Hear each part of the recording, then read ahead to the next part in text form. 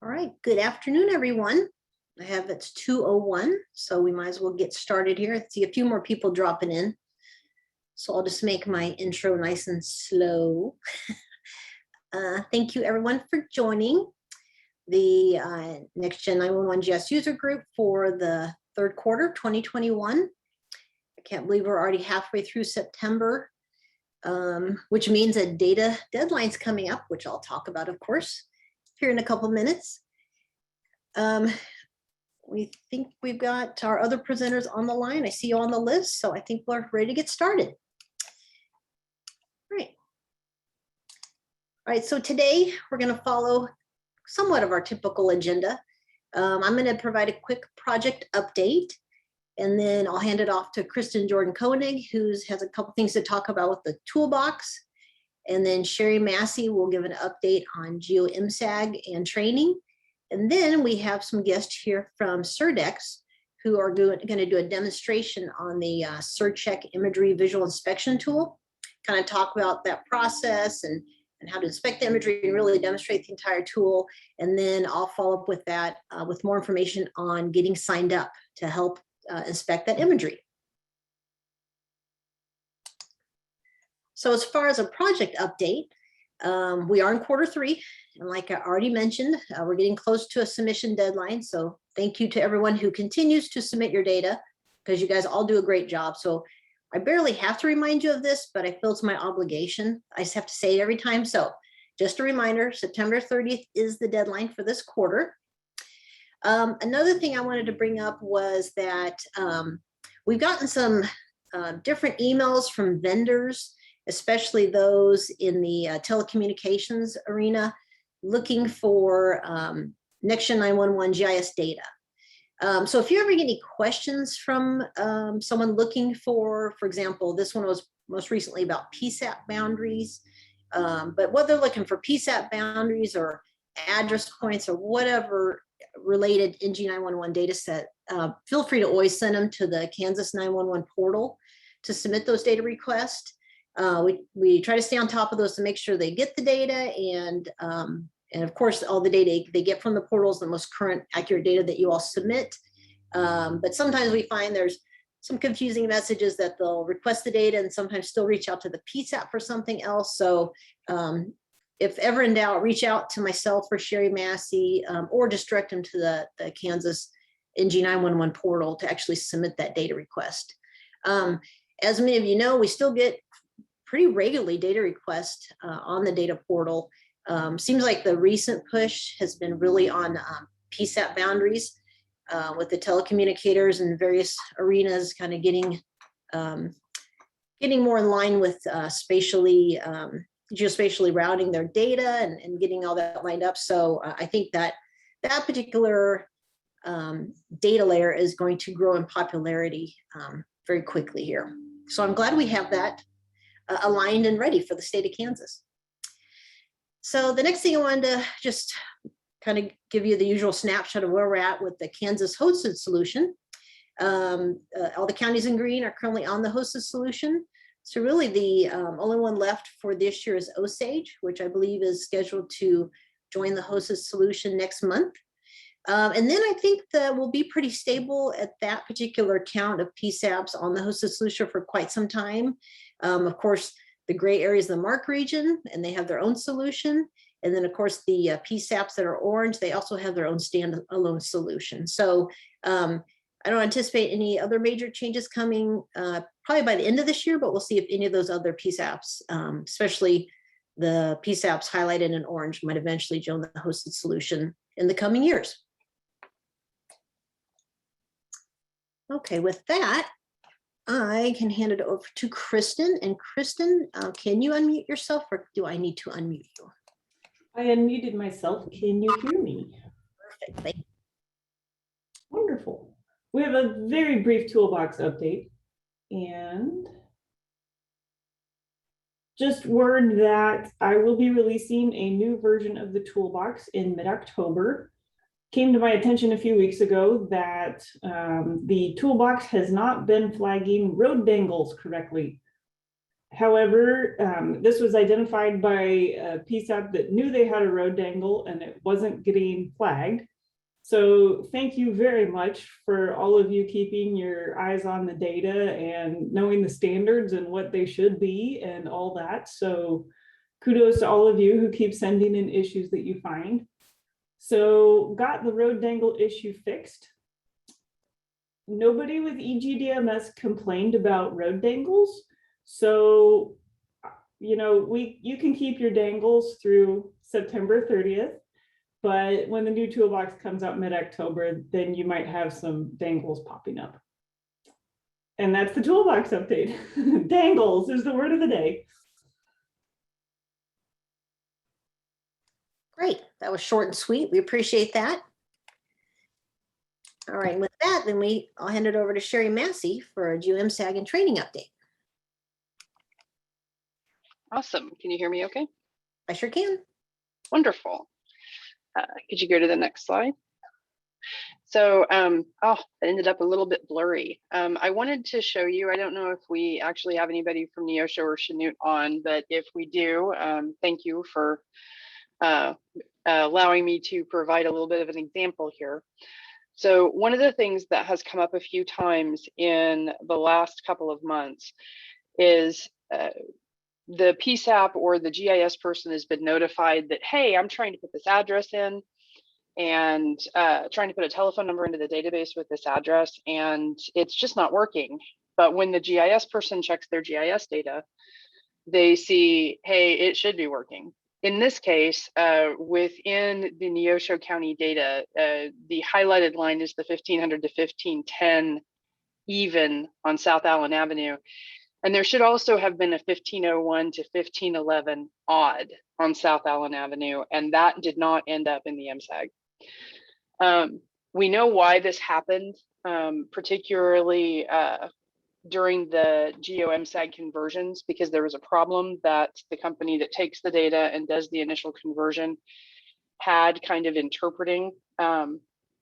It really doesn't matter what the technical reasoning behind it was. They caught most of them by hand because they were familiar with the problem, but there are a few of them they didn't. And here recently, it just seems like we keep running into them. So I wanted to make sure and kind of let everybody know, if somebody gets into the MSAG or somebody just sends you an email with a picture of the MSAG and says, hey, I need 1501 to 1511 in there and it's not there, and you look at your GIS data and say, well, it should be.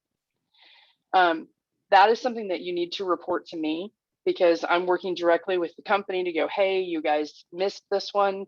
And then they go in and hand enter it into the system. So it gets resolved the day you let me know usually. All I do is confirm in your GIS data that there isn't some other reason that it might have failed. And then I report it to the company and the company gets it in there. So if you run into something like that, or your PSAP reports that they're hearing something like that, always feel free to reach out to me and I will help you figure out what's wrong and we'll get it taken care of just as quick as we can. That's kind of it on that one. So if we could go to the next one. The other thing that I wanted to talk about is about training. So I have data maintainer training on here.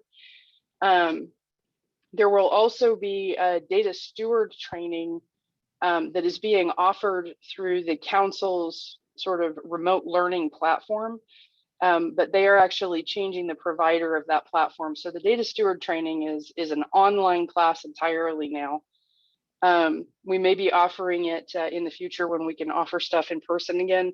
For right now, that's how you take data steward class. And since that platform is changing, you kind of can't right now. As soon as we get the new platform up and going and the class created, we'll let you all know. But the data maintainer training is currently scheduled to be a pre-conference class with the Kansas Association of Mappers Conference on Tuesday, October 26th from 9 a.m., not to 12 a.m., but to 12 p.m. That was a typo on my slide. Class is not that long. However, the council has ordered that all council-related activities go remote. No more in-person meetings of the council itself or of their administrators' day that they do. and the council will not be attending the APCO, which is the 911 conference, nor will the council officially be attending CAM in person, because everything has been ordered to go remote through the end of the year. Because of that, this class will be offered remotely. Now, there's a possibility still that it will be broadcast in a room at the CAM conference, but I will not be there. I will be teaching remotely, and the details of whether it can be offered both remotely and in a room at the conference are still being worked out. So I want you to know the date and time isn't changing, that we will notify everyone whether they've registered directly with CAM or whether they've just notified me they intend to attend. As soon as the actual connection information and everything becomes available, we will notify everyone. And if you can't attend for some reason, the recording of the class will be made available online once it's processed after the session is finished. So I just wanted to get that information out there, let you guys kind of know where it's at. And that will be the only class that is offered this calendar year. So to get that class together, the kind of last thing I wanted to mention to you guys is that last year I changed the format of the class a little bit to address frequently asked questions, things that you guys had either brought up with me or brought up with Eileen or Kristen that were kind of common questions about the data model or about the program, and then discuss the answers to those questions in some detail. And I think that format worked out really well. We got some good feedback on it. And so one of the things that I am going to do is to ask for more questions. So we do have some good information that we can put out, and we do have some commonly asked questions, but if there's anything that you were hoping to hear about or anything that you think might be good material to cover, going to be sending out an email to all data maintainers saying, hey, forward any questions that you think would be good for the class. And when you get that, please reply and let me know what you think would be good in there, and I will get the answers worked up and we will get it included in class material. So as always, if you have questions, you're welcome to give me a call or send me an email. This is something where hopefully I can put together some good training materials to kind of address the question in more depth than just what should I do next. So take note of the date and time, and I look forward to talking to you all virtually at class. Excellent. Any questions for Sherry? I've been watching the chat. I'm not seeing anything come through. So even if you don't have a question now, feel free to submit something in the chat and I'll keep watching it. And we should have time at the end after Surdex's presentation to get back to those questions. Okay, well, with that, I would like to introduce our Surdex guests, who are really our partners with imagery throughout the whole NextGen 911 project. As you know, this is the third acquisition we have of imagery, statewide imagery we've gotten through Surdex. Of course, they did our flights in the 2014, 2015 timeframe, again in 2018, and then just this most recent acquisition in early 2021. We're really excited they're able to acquire the entire state at one time. And so now they're processed and getting ready to make some of this data available for review. Now it's our turn to start looking at the data and flagging it for any inconsistencies. So with that, I'd like to introduce Jim Gockatrew. He is the project manager who gives us regular updates on the project. Worked with Jim really through all the projects we've had with Surdex. And then also Jack King, he's our sales representative who's taking the place of Tim Donzie, our previous sales representative. So Jack's very familiar with local buy-up and all the ins and outs with Surdex. So really great contacts to have. So I thought I'd leave their contact information up there for a minute. Sorry I failed to put their email addresses on there, but of course contact me if you need to get their contact information after the meeting. So with that, let me stop sharing my screen. And let's see, I can make sure if Jim can share his screen, and I'll hand it over to you, Jim. Thank you, Eileen. Can you everyone hear me okay? Sure can. And can everyone see my screen, which is one block from the, what we call Block E from Kansas 911 program. Is everyone able to see that? Yep, I can see It that says too. that I'm screen sharing, so that's good. Yep, hear Okay, you. I'm sorry. Can both hear and see your screen. Great, okay. Eileen requested that I present a refresher course of some sort in the SurCheck function. The good news is that very little has changed since the last time you folks used it, for those that did use it the last time. There are a couple of very minor subtle changes, but it is basically the same as it was the previous time. There is a PDF help file, a guide file that you can also use that I would highly recommend. It's very intuitive, very helpful, I think. And at the end, I think I would like to go through some of the things in that PDF to help with especially the people that haven't done this before, as far as what to look for in the imagery, and provide some examples of what is correctable and examples of what is not correctable. That's basically the second half of the PDF file that I believe Eileen is going to make available to you for training purposes. And so having said that, I have selected Block E, which is the west side of the state, the central portion, and then the north-south direction. To give you an overview, this is Block E, and I have listed the counties which pretty much align with our, what we call our work zones. Wallace being work zone 9 in Block E. There's a separate link for Block A, and there's a separate link for Block I. So there's 3 different links, and Cheyenne would be work zone 1 in Block A. This is just to give you an overview.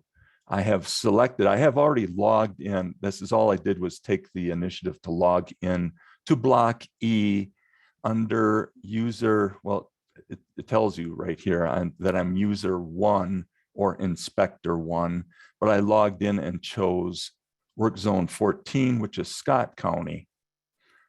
This is the screen that you would get as shortly after logging in, kind of an overview. And it shows some of the basic controls.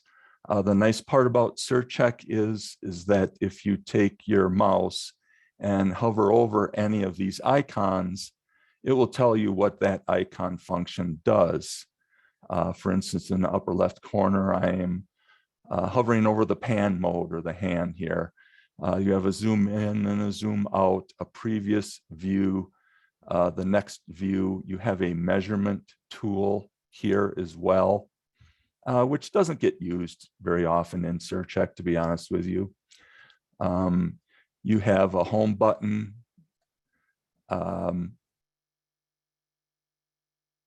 You have a zoom to progress view. In this box are your edit calls, your seam line. This is just how heavy you would like to see the overlay of the edit calls be, and the seam lines. And I'll show you that in a minute.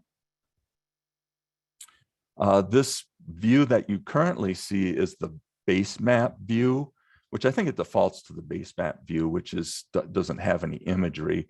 But as soon as I go and elect to get and view and edit and inspect zone 14, it should default to the RGB, or the color mode.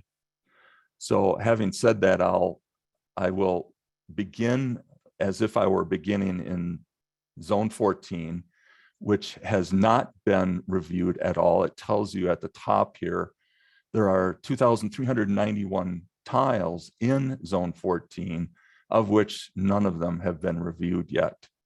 So when I, over to the right here, I did want to mention this help menu, which is actually very good. It's quite intuitive. If you can't find the PDF file, this help menu is actually much more detailed than the PDF file. The help menu has your login information and step through what we call our progressive inspection, which is tile by tile in a west to east direction and north to south. It help explains what the edit calls are, and I'll go through all these as well. But the help menu, the question mark up here in the right-hand corner, is really a useful tool. There's a settings, there's a histogram tool that you can use, which doesn't get used too often. There's a print view, which I've never actually used. And then there's a magnifying tool that I'll show you once we get zoomed in and get started in zone 14. So to get started in zone 14, I would go to this upper right-hand corner and press the light bulb, which is the start, stop progressive inspection tool itself. And so once I click that, it will bring up, wonder why that was highlighted like that. Okay, here we go. It takes me to the northwestmost tile of zone 14. I lied, it didn't default to the RGB. So I am now in the northern and northwestern most tile of zone 14. And here I'll show you some of these functions on the left now. There aren't any edit calls, but this grid, the PI grid here, I can make this lighter.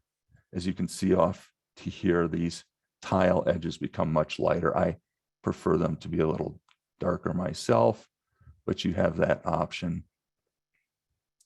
We do happen to have a seam line in this very first tile. A seam line is simply where two adjacent flights of imagery were seamed together. And so we highlight that in yellow so that you can see where this line, all the lines of imagery were flown in a north-south direction. So this line, I don't know the line number, let's say it's line 26. If this is line 26 working from west to east, this would be line 27 over here. And this is where they are joined together. So we have a seam line, and that seam line can vary and is generated automatically, but is reviewed manually to make sure that the seam line doesn't go through buildings.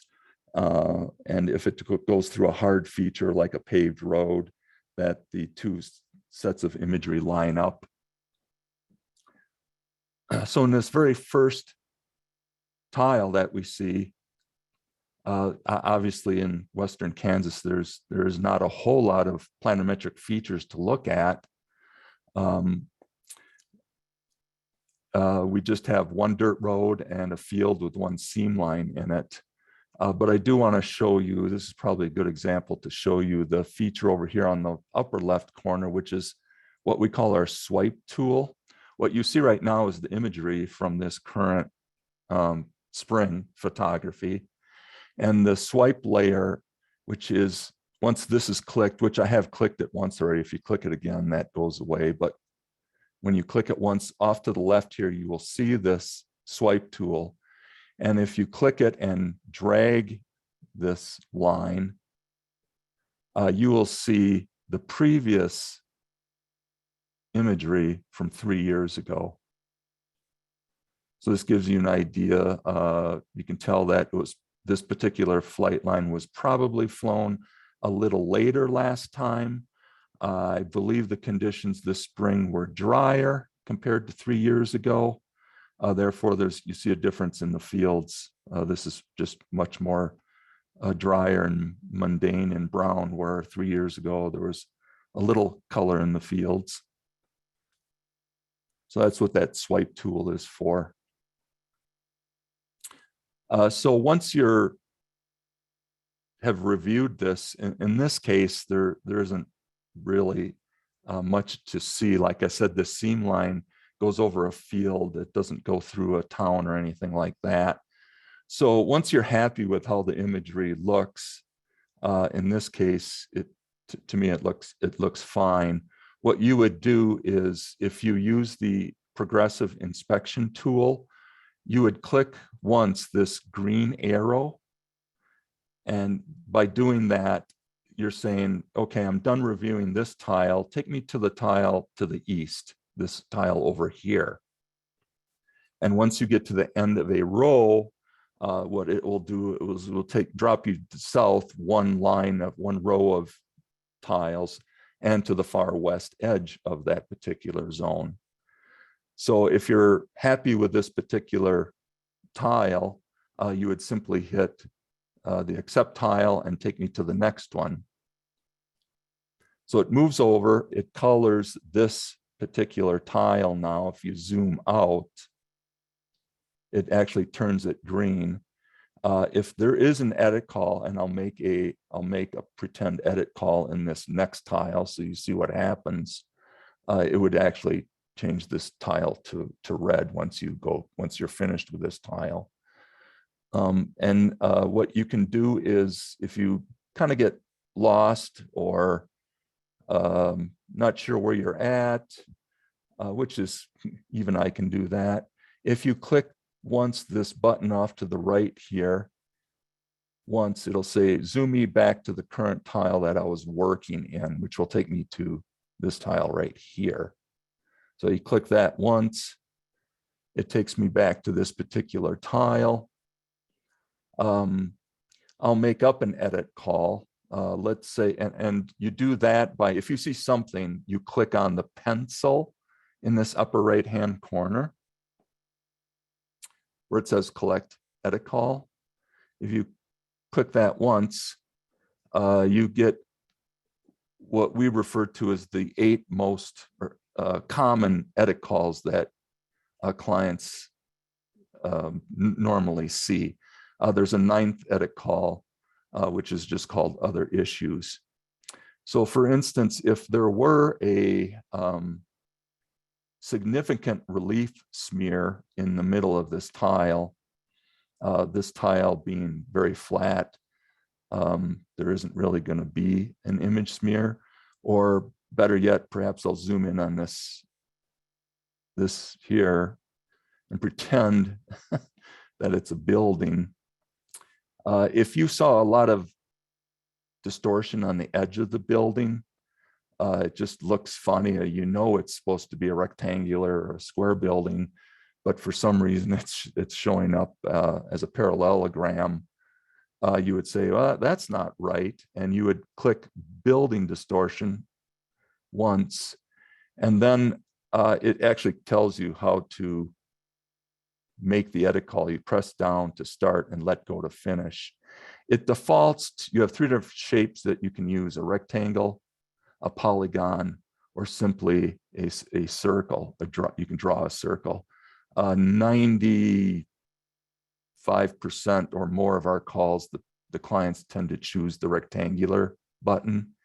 It's simply because it's the quickest. So if this was a building that was distorted in your belief, you'd click it and unclick it. And another little box shows up and says building distortion. And in the comment box, if you want to, you can write something in here. In particular, if it's the first time you've ever seen this particular incident, it looks really odd to you, you can make a comment here, and that comment is saved. And you can actually save that comment, because if you happen to see something on a regular basis and you see it 10 or 20 or 30 times throughout the course of the next month, you can save that comment and it'll be saved in this next comment field box. And instead of typing in whatever it is you typed in, you can simply select. I haven't generated a saved comment box yet. That's why it says none selected, but you can type in anything you would like here. And then you can save it if you'd like. Then it should show up as a test. You can write in anything unique you would like here. And then when you're done with that particular edit call, you would hit save. If you don't see anything else to bring to my attention in this particular tile, everything else looks just fine to you, and you're finished with a tile, you would again hit the right arrow progressive accept tile button, and it'll take me to the third tile, the next one to the east. And once I zoom out, that tile is now red. It tells Surdex that there is at least one edit call. Whether there be one edit call in there or 5, it just shows up as red. And if you would like, what you can do is perhaps later that day or the next day, you go back and want to revisit this particular tile. If you hit that button at the bottom there, I kind of did that quickly. At the very bottom in the center is an edit call table button that is usually hidden until it is clicked. And it will bring up the edit calls for that entire zone. Actually, I think it brings it up for the entire block, actually, now that I think about it. So there can be multiple edit calls from multiple zones in here.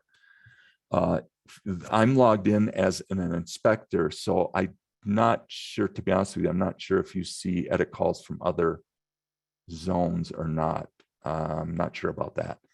But if, like I said, you came back the next day and you said, you know what, that I've looked at a whole bunch of buildings since I've looked at this first one.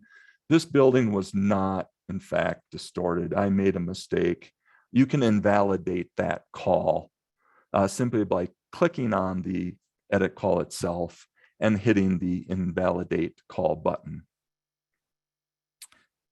So it tells you what type it is. It tells you the description. I tested that type in there and then I saved that edit call so that you could see it. User 1 is inspector 1. That is the person that made the edit call.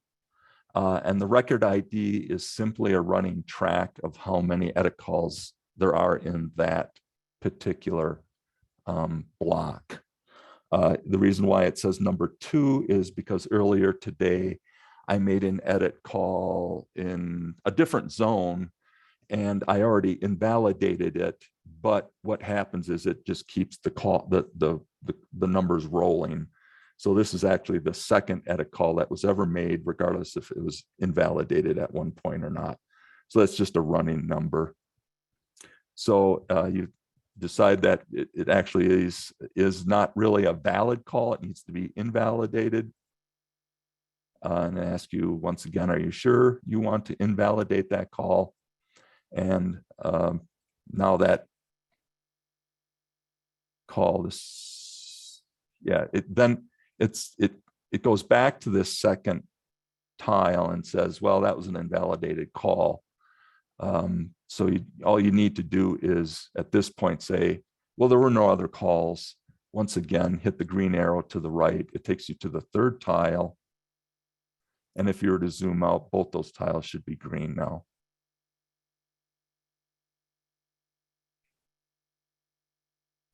The other, the zoom button, yeah, let me go through the buttons now that we've done a couple of tiles. For instance, this magnifying glass, let me zoom out a little bit so that you understand the magnifying. It's a button I don't use very often, but wherever the cursor was, if you hit that magnifying button in the upper right-hand corner there, it brings up another box that is magnified, and the zoom level of that particular magnification can be dealt with by the bar at the bottom. I do not use the magnifying tool button very often. If you hit it again, it just goes away. There's two other ways you can zoom in and out. You can use the zoom tool button up here. And if you wanted to zoom in the upper right-hand corner a little bit, you would just click and then drag and then release the click. And it takes you to the upper corner. If you wanted to go back and see that entire tile, you can either hit the zoom previous button or again, hit the zoom to current tile button. I typically use the wheel on the mouse to zoom in and out the most myself. That was just one click of the mouse, one click out.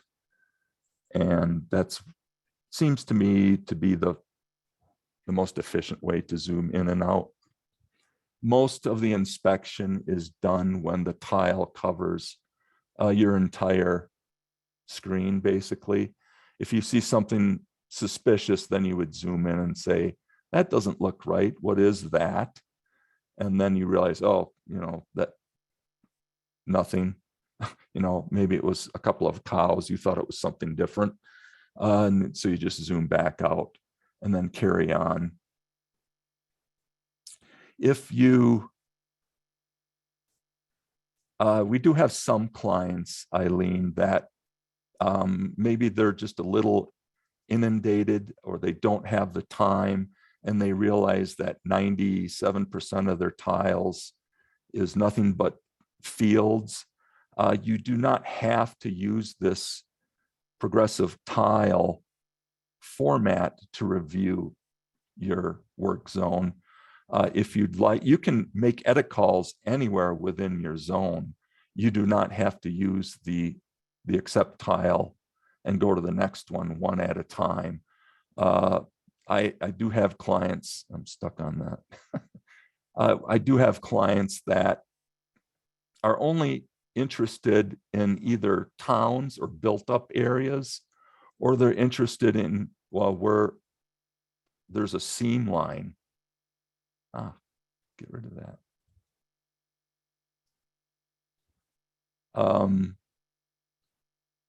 And the seam lines you won't see if you zoom. Now I'm zoomed out quite a bit, and what we do is that the seam lines are only represented when you zoom in close enough.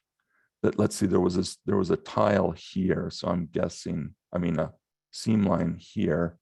So I'm guessing the next seam line is somewhere in here. And was wrong. There's the next seam line. Sometimes we get clients, if there's not a lot to look at, that will simply drive down each and every seam line until they, here the seam line barely crosses this fence. It looks fine, but they'll use the pan tool and just drag and drop down the seam line. In the middle of nowhere like this, there's not much to see. Here it crosses a fence. So you may zoom in a tiny bit and say, well, that looks fine. I'll zoom back out a little bit, use my pan tool and drive down until eventually I will cross a paved road. This is just another way. There's another fence line. This is just another very quick way if you had to play catch up, so to speak, in trying to get your zone inspected entirely. Now I'm doing it just because I want to show you a paved road. That's a dirt road.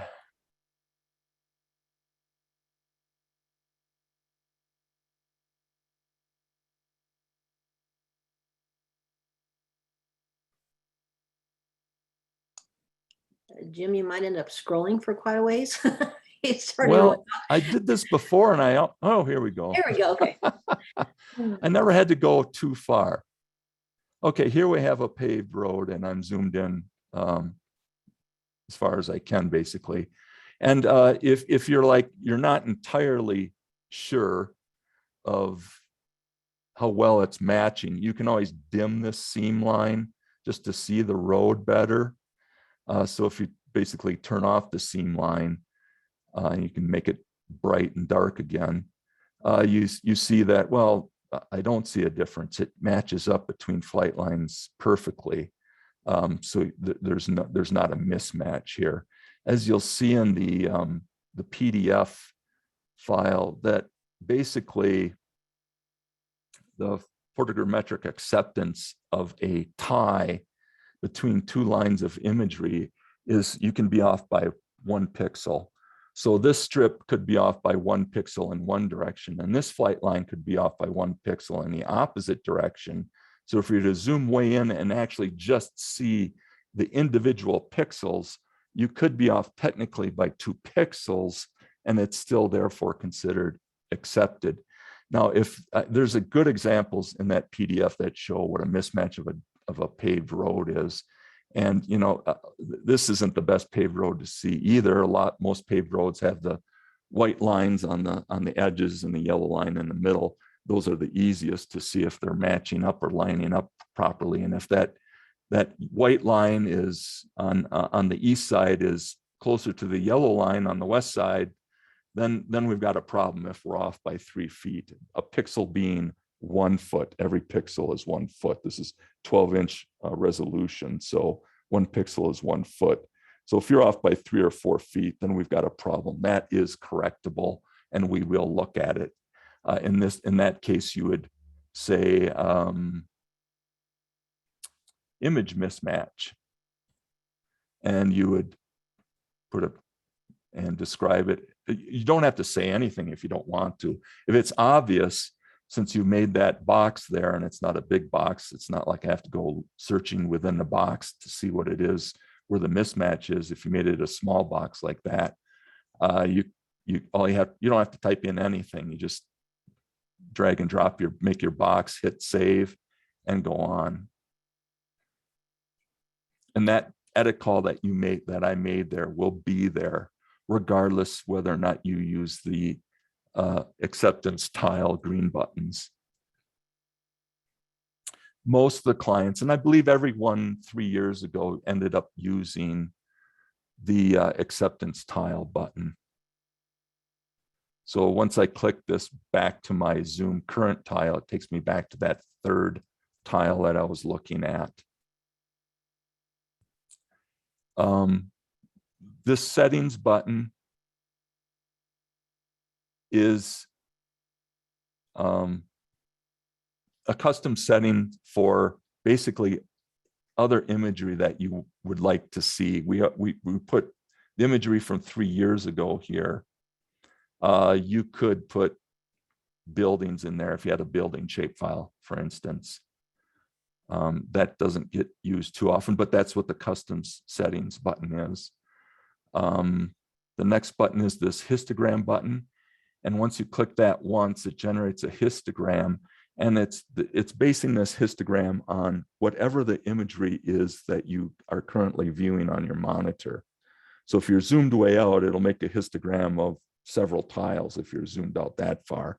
Right now, it's making a histogram of just the imagery you see on my screen. That looked pretty normal. Like I said, this is a print button. That isn't, I've never used it.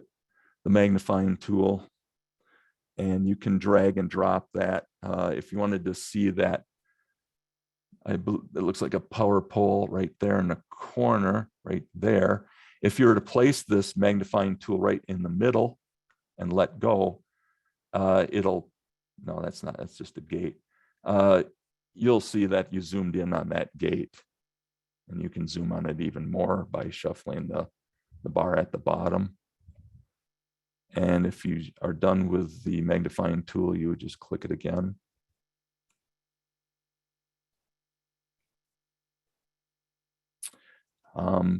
The CR layer, the color infrared layer, if you'd like to look at that, there's not a whole lot of vegetation here, but let's see what it looks like. Yeah, there isn't much. A little bit here in the southwest corner, you see some shrubbery, but it's probably easier to see in the color mode, something that you're more familiar with anyway. Here we have a couple of houses.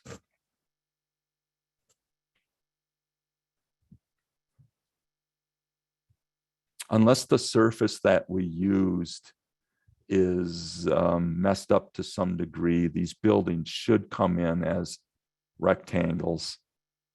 If they don't, that's because the surface DTM that we used may have a bad point or two bad points right next to the house that are either 10 feet or 10 feet above the ground or 10 feet below the ground. That can cause the building to be warped. Otherwise, a building can't be warped unless a seam line goes through it. In this case, there are no seam lines that to be seen, so those particular buildings looked fine.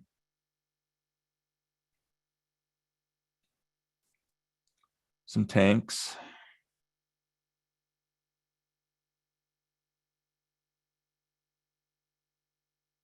These other buttons are just the different views you can see. When I click this next one, it brings up all of zone 14. And you can see those two tiles that were accepted. The home button takes you to the entire block. And there you see the 10 different zones represented. The display layer was simply that. I turned it off, now I turned it back on. And of course, the swipe tool is this one that's, if I hit it again, the swipe tool will go away. Click it again and it shows up.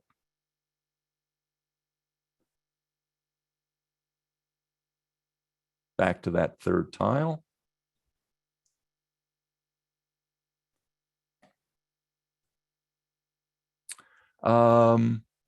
Any questions so far?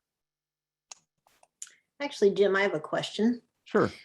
So of course, we're going to encourage all of our inspectors to review the imagery tile by tile, but I see what you mean when you get in the more rural areas. You could probably do more of a broad overview and concentrate on certain areas. So if an inspector was to decide to kind of pan around to do the inspection, how would we know that their section is complete or their zone is complete then? Well, that's the tricky part. There is no automatic way that signifies to that user, you've looked through everything in that particular zone. You have to mentally keep track. I don't know what the best way to do that is. Perhaps take a column of tiles and just zoom down, get the tile as your field to fill up your screen, or maybe a little less than that, and just drag and pan straight south. And when you get to the bottom, shift one column over and work north. I'm not sure the best way to do that if you're going to not use that individual tile progressive view. Okay. And like I said, if they see something, if they're not using that progressive tile button, and they see at any time when they see something, even on the outside of this, well, this is a bad example because I'm not on the edge of the state, but for those zones that are on the edge of the state, you will see some imagery outside of this tile. Even if they see some imagery outside the tile, they can always hit the pencil, make an edit call, and those edit calls are always saved. And that's what I use to drive. I have a different login that looks, when you bring up the edit call table, it looks a little different than this, but I then can automatically drive to each edit call. And I drive to it by record ID in numerical fashion. I start at 1, and if there's 900 calls in the block, I go one at a time, start at 1 until I get to 900. But if you choose to not to use the progressive call and button, that person just has to keep track of where he is within the zone. I mean, I know 2,400 tiles is a lot of tiles. I don't have a very good answer for that. No, that's okay. I guess really one of my questions then, and just remind me, since it's been a few years, when someone does complete their zone, do they just need to let us know that they're completed, or is there some way that if like, for example, if you were to go tile by tile, that that's automatically recorded that that zone inspection is completed? Yeah, just let me or you know to say that I'm done with zone 14. I've looked Okay. at it. I've made my edit calls. I'm done. And then I'll go in and inspect every call in zone 14. Okay, perfect. I Thank you. actually, what I'll do is I usually go in at least once a week and I check to see what kind of calls are being made. If there's something that seems to be occurring on a regular basis that I would like to bring to your attention, I would mention it before you get too far. I don't want you to review 22 of the 2,400 tiles before that person realizes, you know, they made 600 invalid calls. You know, I want to make sure that if there's an issue, I want to be able to see what kind of calls are being made. So I do at least once a week go in and look at all the edit calls. But once a zone is done, if you could let me know, I will then say, okay, zone 14 is complete. And then I'll go through all the edit calls in zone 14 as a final. Okay, perfect.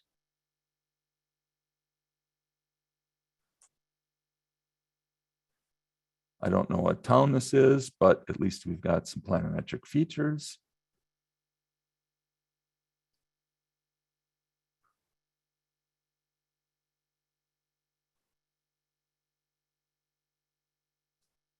Like I said, if there's going to be an issue, you normally see it with bigger buildings.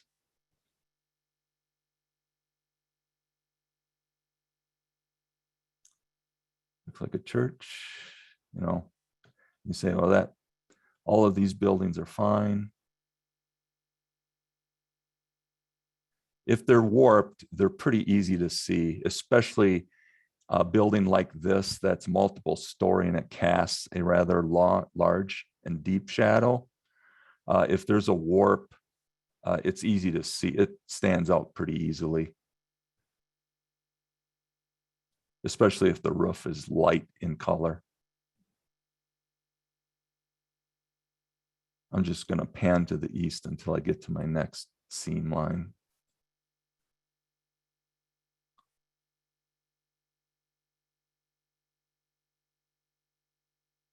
Don't tell me I'm out of town already.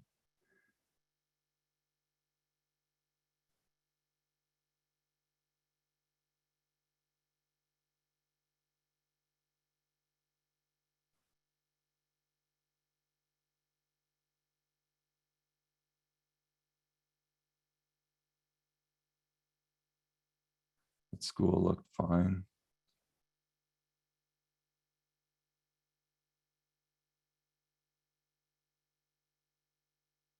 I will get calls like this, that someone might say, oh, that building looks warped, when in fact it was designed that actually it's not a school, it looks like a hospital. It's designed that way. And the other way to check is to use the swipe tool, because everything from 3 years ago was checked and corrected. And if it looks the same, the design of the building is correct.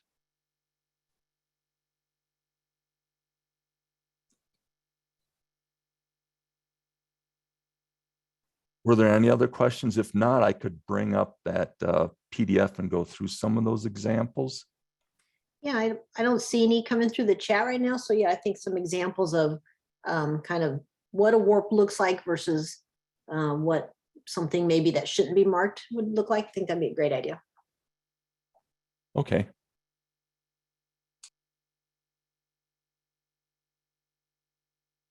Maybe this bigger.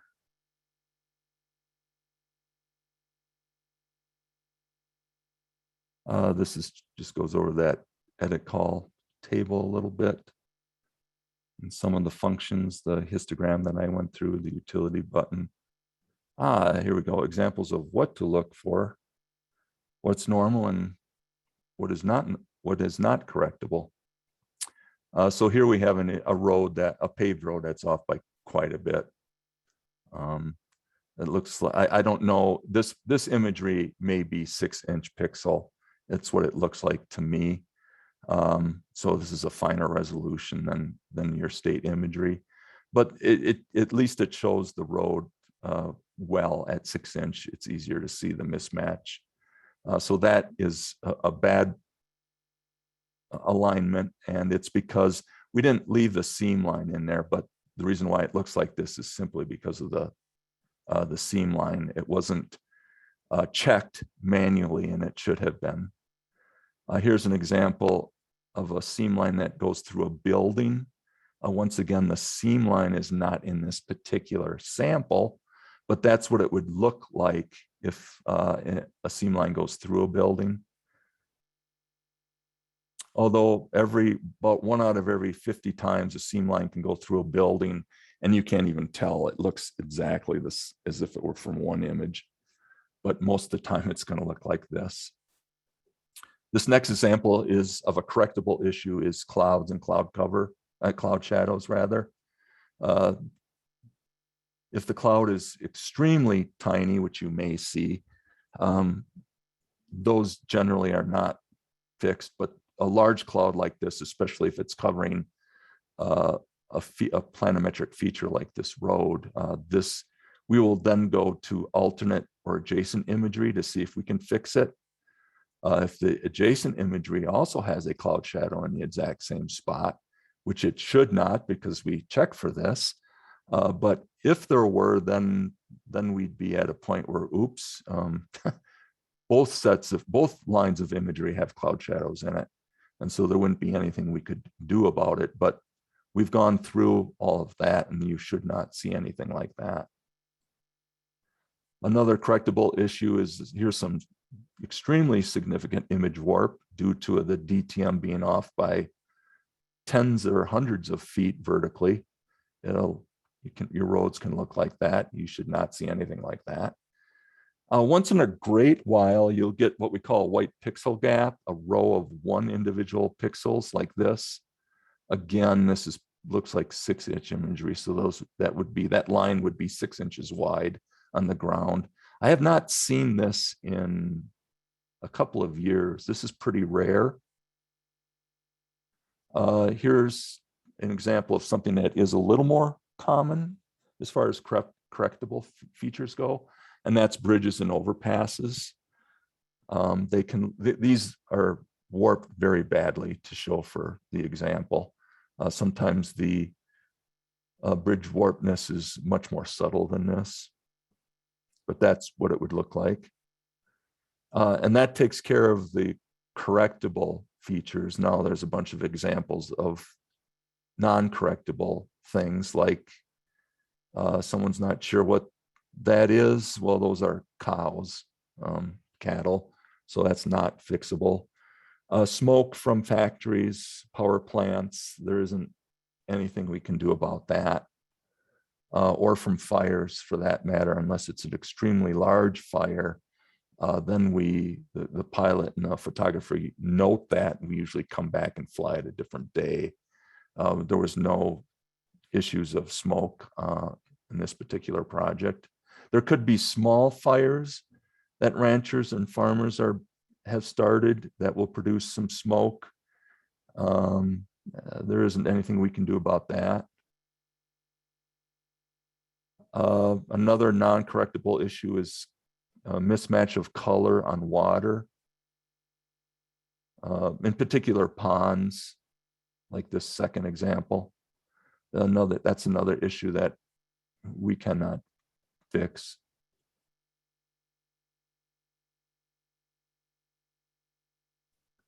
Building lean. Usually you don't see too much building lean until you get to the edge of the flight line, and there the building needs to be a little taller meaning 4 or 5 stories tall or higher. Then you get some building lean. There isn't much we can do about that either. If it's right at the seam line, that building may be, leaning significantly to the east, but if we were to use the adjacent imagery, it would have as much lean, it would just be leaning significantly to the west if we took the imagery on the east side. So you'll see some building lean towards the edge of each flight line, and it's more noticeable, obviously, in the larger cities and buildings of 7, 8, 9 stories or higher. The same thing with water towers or any towers of that kind. There is not much, there isn't anything we can do about it. Here's something that's very common, is that I see a lot that are called, here you can see the seam line in red, purple, and the trees will be leaning in one direction, and the adjacent strip, those trees just adjacent to it are leaning significantly in the opposite direction, as you can see here. And there's absolutely nothing we can do about that unless right next to it there's a great big open field. Then that seam line should have been placed in the open field. But when there's not an open field right nearby and the seam line has to go through trees, you're going to see this significant tree lean. And like a building, if we move it, there's going to be just as much tree lean. It's just going to be in the opposite direction. Shadows from trees, sometimes you'll see be cut off. That's something that's very rarely corrected. It's just a shadow. It doesn't affect what's on the ground. If the driveway, in this case, the driveway to this house is mismatched, we will obviously fix that. But if the shadow of the tree does not line up, that's something we don't fix. This is just an example of taller poles with a lot of lean to them. Another couple examples of color, water not matching up. And that's simply because in this particular example on the right side here on the east side, this flight line could have been flown 6 days from this flight line over here, or 2 weeks for that matter, if it's a large area like a state. So you, in 2 weeks time, and one being taken perhaps in the morning and the other line taken in the afternoon, you can see some significant differences in watercolor. Just a couple of, that's a tarp that the guy's getting his roof repaired. I see this call quite a bit where it's a power line and the power lines don't match up. There isn't anything that we can do about that, because if we were to match the power lines, then the road underneath would not match. So obviously we want the road to match, and the power lines themselves are insignificant. And then anything that's moving on the ground, like trains or cars, because of the camera we use, you will get vehicles that look like this. It's either partially missing or the car is stretched to twice its normal length. There isn't anything we can do about that. This is fairly common if there's a lot of railroad tracks. The rails of the tracks line up, but they look differently. And that's simply because the imagery may have been taken in the morning versus the afternoon, or again, could have been taken 10 or 12 days apart. So the lighting on the rails themselves have a significant impact, as you know, when it was taken. So it looks different, but the rails of the tracks actually do line up.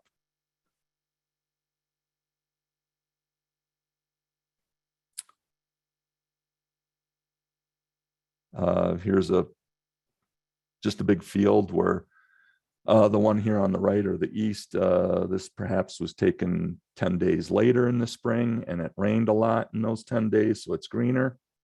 That can happen. Moisture differences within the soil. that can happen. This can be a lower elevated area, so it just, the water stays there longer. And here, where it may be 10 feet higher, the water runs downhill and dries out sooner, so it has, the soil has a different color.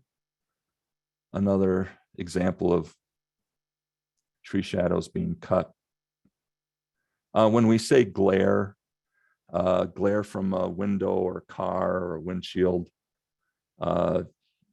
you know, if it's a huge glare off of a 100-acre pond and it's significant, obviously we'll look for alternate imagery. But if it's just a glare from a car, there isn't anything we can do about that.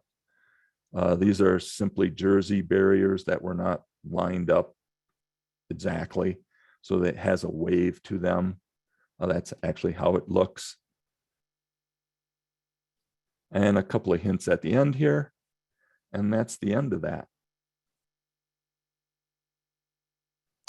Great. I think those are some great examples. Because I know as I look through, I'm like, oh, what's that? Because I could sit and scan through imagery and play with that that pan tool, or the what was the tool that you can look at the previous imagery? Oh, the swipe tool. The swipe tool. Thank you. I could just look at that all the time. I think it's fascinating. So good to kind of have this reference guide to go back to and look and see if I'm looking at something that you know, is a glare or water mismatch or something, and it's not really an issue to put a flag on. So right, yeah.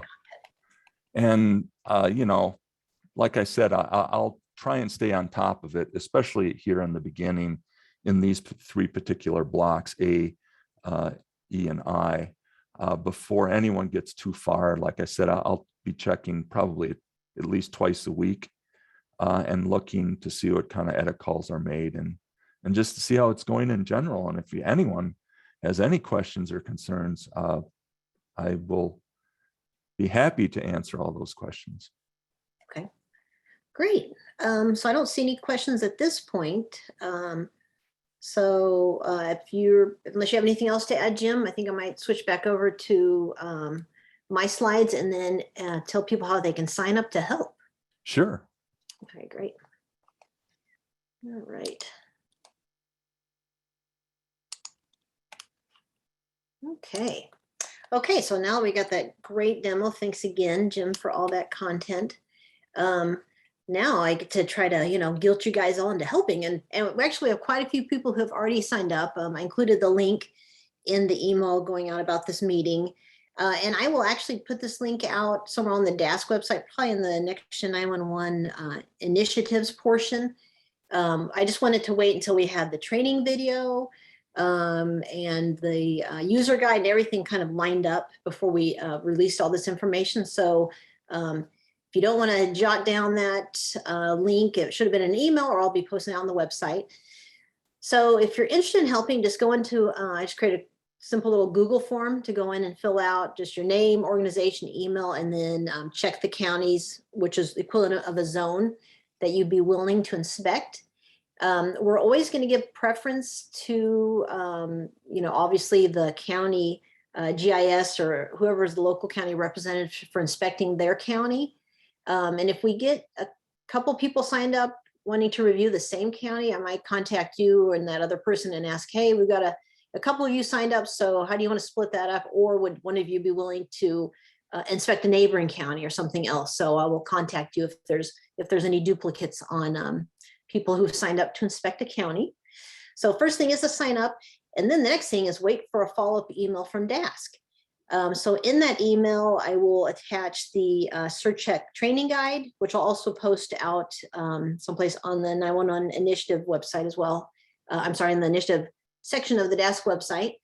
And in that email, it will also contain your search check login credentials and then the URL for that block. So as Jim described, I think last time we had one URL for the entire state, but this time it's divided up into the individual blocks, you know, like the 3 he was talking about.